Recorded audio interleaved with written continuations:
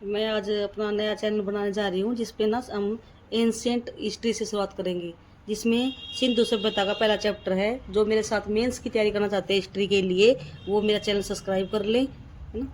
तो क्या नाम है, सिंधु की विशेषताओं पर प्रकाश डालिए। सबसे पहले करेंगे हम उसकी विशेषताएं। हड़प्पा सभ्यता विश्व की प्राचीन सभ्यताओं में से एक है। वर्षों पहले यह माना जाता था कि हमारी संस्कृति की शुरुआत वैदिक युग से होती है, लेकिन 1921 में दयाराम साहनी ने सिंधु सभ्यता की खोज से इस बात को झुठला दिया। कहने का मतलब ये है कि कुछ साल पहले तक हम ये मानते थे कि भी सिंधु सभ्यता से पहले वैदिक सभ्यता ही है, लेकिन इनकी जो नई नई खोजें हुई और क्या 1921 में दयाराम साहनी ने सिंधु सभ्यता की खोज की, तो हमें पता चला कि हड़प्पा सभ्यता सबसे पुरानी सभ्यता है। इसकी विशेषताएं क्या क्या हैं? इसकी वैसे तो बहुत सारी विशेषताएं हैं, लेकिन हम मेंस के अकॉर्डिंग कुछ ही सभ्यताओं का वर्णन करेंगे। नगर योजना, राजनीतिक संगठन, सामाजिक संगठन, स्त्रियों की दशा, कृषि जीवन, पशुपालन, शिल्प उद्योग धंधे, व्यापार व वाणिज्य, सैन्य कला, लिपि, मातृदेव की पूजा, लिंग व योनि की पूजा।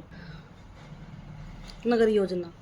सिंधु घाटी सभ्यता एक परिपूर्ण और योजनाबद्ध तरीके से बनाई गई थी। इसमें क्या है, नगरों को योजनाबद्ध तरीके से दो विभागों में विभक्त किया गया था। एक था उच्च नगर और दूसरा था जिसे उच्च नगर या दुर्ग कहा गया, और एक था निचला नगर।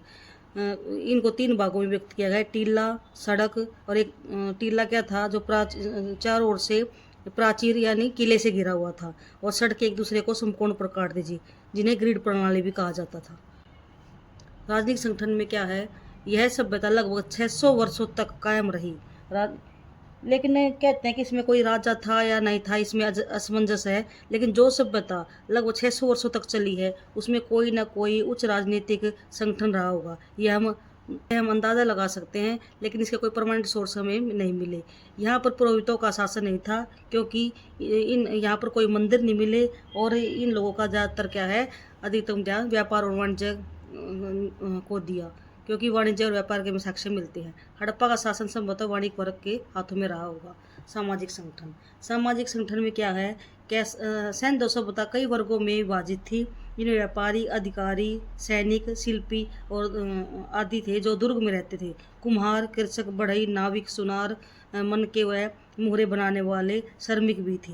इनमें दास प्रथाएं प्रचलित थी। हम जो पढ़ते हैं उसमें पता चलता है कि भाई क्या है, तीन उसमें बटा हुआ था समाज, जिसमें कुछ व्यापारी वर्ग थे, उच्च कुल के अधिकारी थे, और दूसरा क्या था जिसमें हाथ से काम करने वाले शिल्पी, कुम्हार, कृषक, बढ़ई आदि थे। ठीक है, इसके अकॉर्डिंग और बहुत सारे दास भी थे, जिससे कहा जा सकता है कि इसमें सामाजिक संगठन 3 भागों में बटा हुआ था। स्त्रियों की दशा। इस सभ्यता में सबसे अधिक नारी मरण मूर्तियां मिलने के कारण सिंधु समाज को मातृ प्रधान माना गया है। मातृ प्रधान से मतलब ये नहीं है कि भाई माता का शासन था, शासन तो पुरुष प्रधान ही था, लेकिन वहाँ पर माता मतलब औरतों की रिस्पेक्ट थी, इसलिए देवी पूजन होता था, जिसके कारण इसे मातृ प्रधान कहा गया है। कई स्थानों पर जैसे चौंदड़ों, नौसारों से लिपस्टिक, अंजन, सलीका, सिंदूर प्राप्त होते हैं, जिससे पता चलता है कि वे रीति रिवाजों के अनुसार श्रृंगार करती थी। सती प्रथा की कोई विशेष जानकारी तो मिलती नहीं, केवल लोथल व काले बंगा से युगल सावधान मिले हैं, जिससे अनुमान लगाया जा सकता है कि सती प्रथा प्रचलित थी। लिपि। लिपि में क्या है, सबसे मेन है सिंधु सभ्यता की लिपि। लिपि का जो हमें ज्ञान जो पता चला है, उसमें मोहरें मिली हैं। सिंधु लिपि चित्राक्षर या चित्राकार थी। इसमें ज़्यादातर यू और मछली आकार के चित्र मिले हैं, लेकिन आज तक ये पढ़ी नहीं गई है। इसको गोमुद्रिका भी कहते हैं। यह दाईं से बाईं ओर तक लिखी जाती है। निष्कर्ष तौर पे हम क्या कहेंगे भाई, अतः निष्कर्ष तौर पर कहा जा सकता है कि सिंधु सभ्यता पूर्ण रूप से नियोजन, नालियाँ ढकी हुई, विकसित, उद्योग धंधे वाली और कृषि में कपास, गेहूं आदि का उत्पादन, प्रस्तर मूर्तियों का विकास, अत्यंत विकसित सभ्यता थी।